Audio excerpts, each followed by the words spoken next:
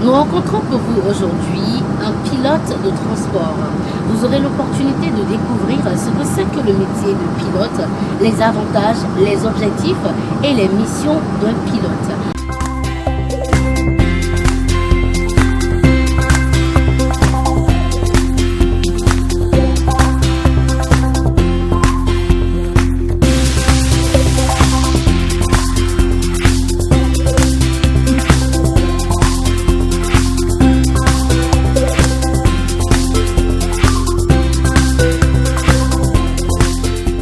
Bonjour commandant, comment allez-vous? Bonjour madame, je vais bien, merci. Merci de vous présenter à nos chers amis téléspectateurs. Je suis le commandant Renfoga Ebenezer. Je suis pilote de transport. Je suis le chef division opération de l'armée de l'air. D'accord. Dites-nous en quoi consiste le métier de pilote. Le métier de pilote avion et aussi hélicoptère, puisque nous sommes dans l'armée de l'air, nous mettons en œuvre aussi bien les avions que les hélicoptères. C'est de transporter des troupes, de transporter des autorités, d'aider nos camarades des autres armées à accomplir bien leur mission au sol, de participer à la surveillance du territoire, surtout pour ce qui est du pilotage militaire. Pour ce qui est de l'aéronautique militaire, nous avons encore comme mission de faire des évacuations sanitaires par exemple. Qu'est-ce qui vous a poussé à intégrer l'armée de l'air? D'abord, pour mon expérience personnelle, je vous dirais que j'étais à l'université il y a à peu près une vingtaine d'années quand j'ai vu le concours d'entrée dans l'armée de l'air passer. J'ai voulu passer ce concours. J'étais dans une filière scientifique. Je faisais du génie civil en fait, à l'actuelle époque de l'ancien CPU. Et ça m'a plu de faire un métier de l'aéronautique puisque c'est un rêve pour moi de me retrouver à bord d'un avion et de transporter des gens. C'était un rêve pour moi et j'avais pas cette opportunité dans la vie civile. Il n'y avait que l'armée béninoise qui me l'offrait. Donc j'ai voulu concourir et j'ai déposé mon dossier. Et après tous les tests, je me suis retrouvé à être pris, à être recruté. Et après, bon, j'ai fait la formation, qui n'est pas non plus une chose aussi facile, mais bon, je me retrouve aujourd'hui pilote. Voilà. Ça, c'est l'expérience personnelle. Oui. Alors, est-ce qu'il y a une formation ou est-ce qu'il y a un processus académique qu'il faut suivre normalement avant d'être pilote? Et évidemment, tout part du recrutement. Le recrutement dans l'armée de l'air béninoise pour le personnel cadre. J'appelle personnel cadre les pilotes, ceux dont vous êtes en train de parler, et les techniciens avions, tous ceux qui travaillent autour de l'avion. Pour leur recrutement, il y a ce que nous appelons les tests psychotechniques. Mais ces tests psychotechniques R, se basent sur un background scientifique. Donc tous ceux qui postulent pour les tests psychotechniques doivent avoir fait un bac scientifique d'abord. Donc un bac C. Un bac C ou bien un bac D ou bien un bac E, pas un bac littéraire.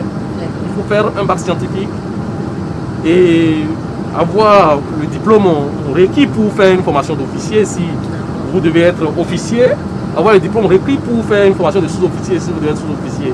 Aujourd'hui, pour être officier, il faut au moins avoir le bac plus 2. Et pour être sous-officier, il faut avoir au moins le bac. Mais tous ces bacs sont des bacs scientifiques. Après des étapes, on classifie les candidats par niveau. Le niveau le plus bas qu'on pourrait avoir dans l'armée de l'air, c'est le niveau 3. C'est le niveau 3. Après le niveau 3, il y a le niveau 2 qui est un cran au-dessus. Et le niveau 1 qui est les meilleurs en fait. Et le niveau 1, c'est parmi les niveaux 1 qu'on sélectionne ceux qui vont être des pilotes. Et il y en a parmi les niveaux 1 qui, du fait d'une inaptitude physiologique, peuvent se retrouver à être sous-officier ou bien technicien avion. Ok. Donc, ce n'est parce que vous voyez des techniciens avions qui ne sont pas des pilotes, qui n'ont pas des capacités intellectuelles pour pouvoir faire le métier. Ils ont des capacités intellectuelles pour pouvoir faire le métier, c'est juste assez souvent pour des inaptitudes physiques, puisque un pilote, c'est un corps sain, un esprit sain dans un corps sain. Vous avez la vie d'une centaine de personnes dans vos mains quand vous décollez l'appareil. Il faut que vous puissiez être physiologiquement apte pour pouvoir faire le métier. Cela requiert aussi, je vais profiter pour en parler, des aptitudes médicales, des visites médicales annuelles que le pilote doit subir. Et tous ceux qui sont autour des appareils aussi, ils subissent les visites médicales.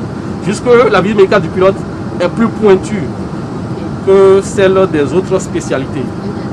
Avec le temps, on parlera des autres spécialités. Donc, quand vous finissez tout ça, alors vous allez dans une école de l'aviation. Mais c'est un long processus. C'est un long processus. C'est pas fini, puisque c'est pas parce que vous rentrez à l'école que vous allez penser que vous pouvez être pilote. Ah, d'accord. Je vais vous dire mon expérience personnelle. Il y a des camarades qui, après 4 ans de formation, le jour où ils doivent faire les tests, les derniers tests, on trouve qu'ils ne peuvent pas faire le métier. Donc c'est une contrainte quotidienne.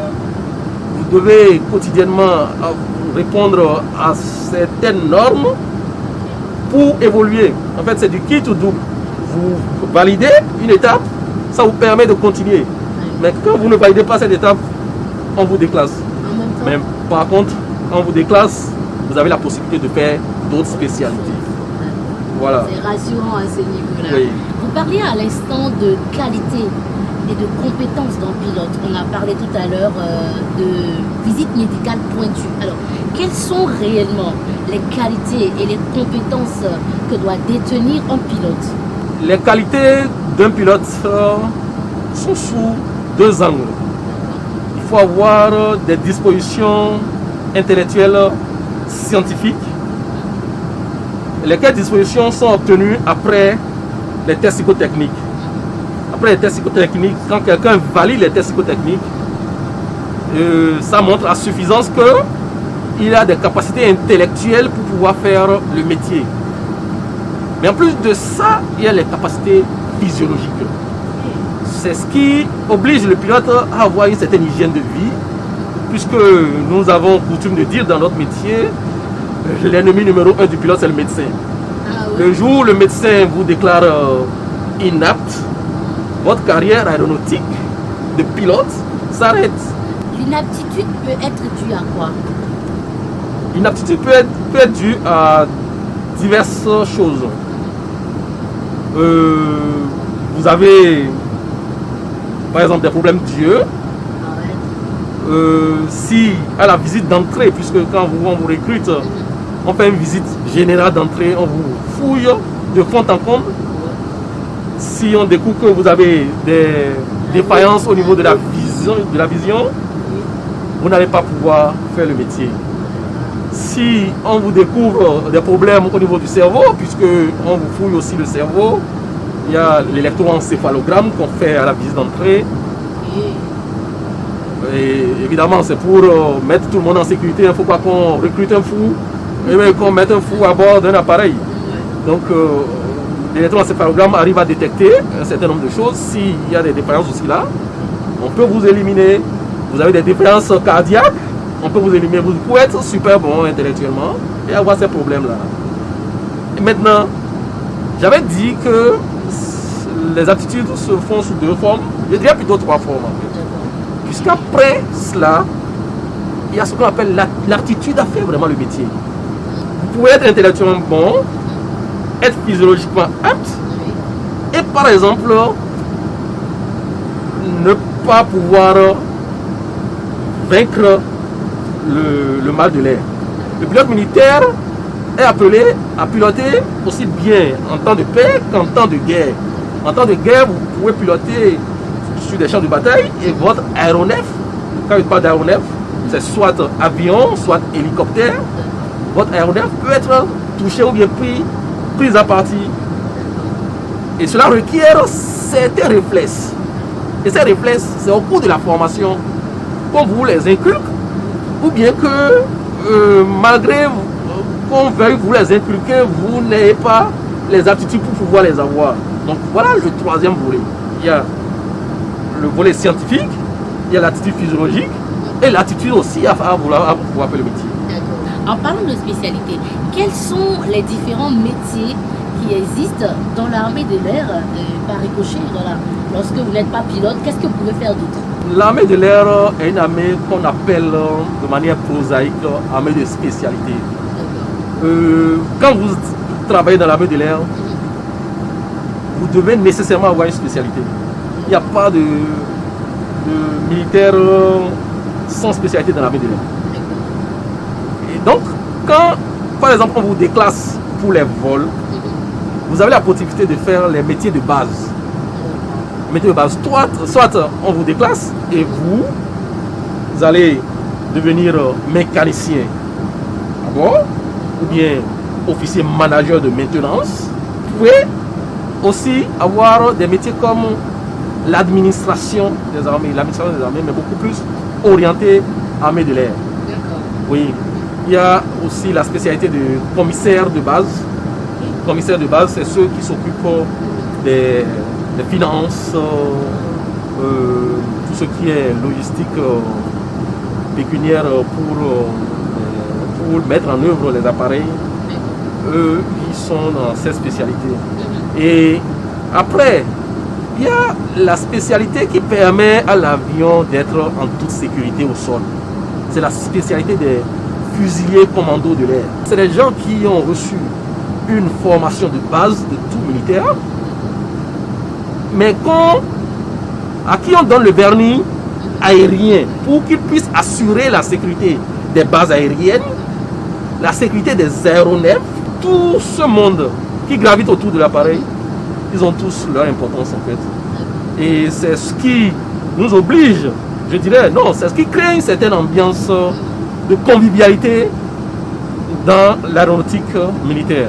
Quelles sont les difficultés que vous rencontrez dans ce métier de pilote? En tant que pilote, comme je vous ai dit tout à l'heure, il y a la pression individuelle que chaque pilote a de maintenir son aptitude.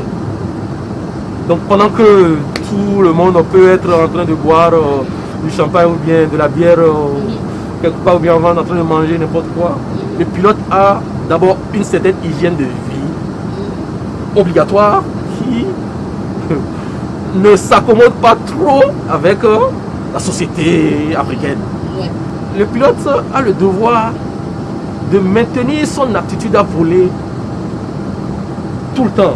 Si vous pensez, vous avez la vocation d'évoluer dans le métier, vous devez passer d'un aéronef à un autre, d'un avion à un autre. Ce que nous appelons la qualification de type. Mais pour cette qualification, vous reprenez tout à zéro. Je veux dire par là que c'est pas parce que je vole sur cet avion qu'il me serait aussi facile de voler sur l'autre, celui qui est derrière vous.